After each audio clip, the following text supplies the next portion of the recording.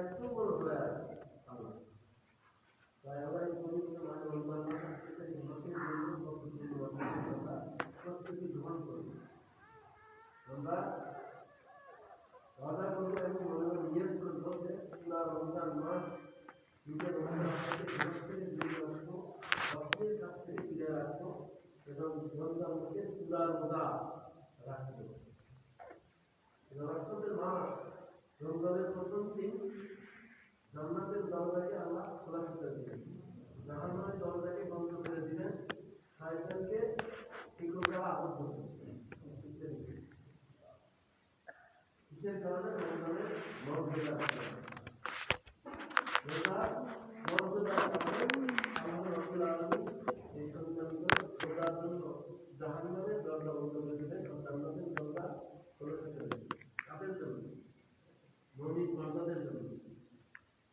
আল্লাহ নেককার বান্দাদের জন্য এটা প্রবেশ করে দিলেন, রহমত করে দিলেন। আল্লাহ রাব্বুল আলামিন তো প্রতিদিন ডাকেন মালিক নামাজের জন্য ডাকেন।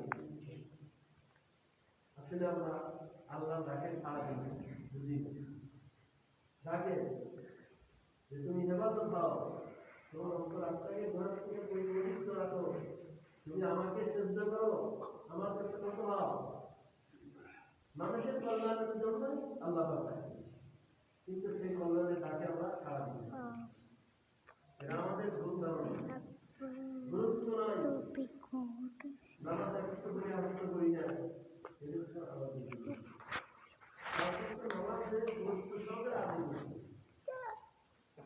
সে নিশ্চয় করে বুঝতে পারবে কি জিনিসটা কি আমল সে করেছে, গুরুত্ব সঙ্গে যে নামাজ পড়বে তার দুনিয়াতে কোনো অভাব অনটন থাকবে না, আখিরাতে তার কষ্ট থাকবে, দুনিয়াতে তার কোনো অভাব থাকবে না যদি গুরুত্ব সহকারে নামাজ আদায় করে। আখিরাতে তার কোনো কষ্ট থাকবে না, তাহলে গুরুত্ব সহকারে যদি নামাজ পড়ে তাহলে ওই নামাজ পড়তে হওয়া ব্যক্তি গুনাহটা সে করতে পারে না, যদিও ভুল করে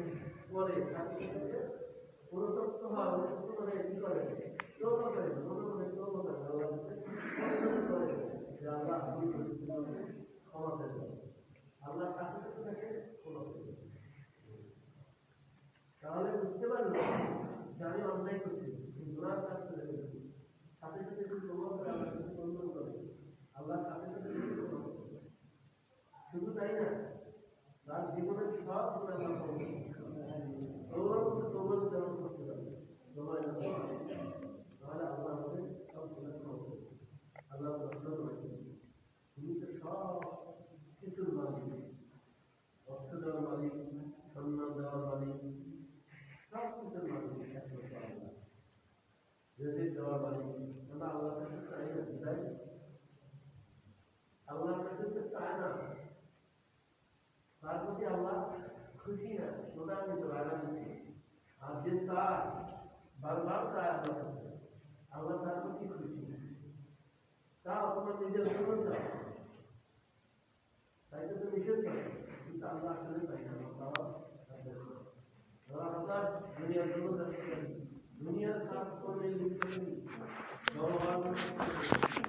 কিন্তু আসল টাকা আল্লাহকে চাওয়ার মতো চাইতে পারে আল্লাহ অবশ্যই আল্লাহ আপনার একটা আকাঙ্ক্ষা অবশ্যই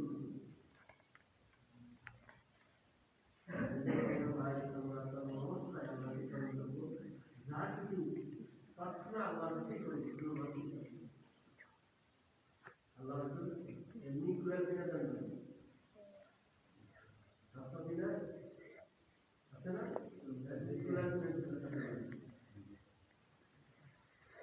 করে খাও,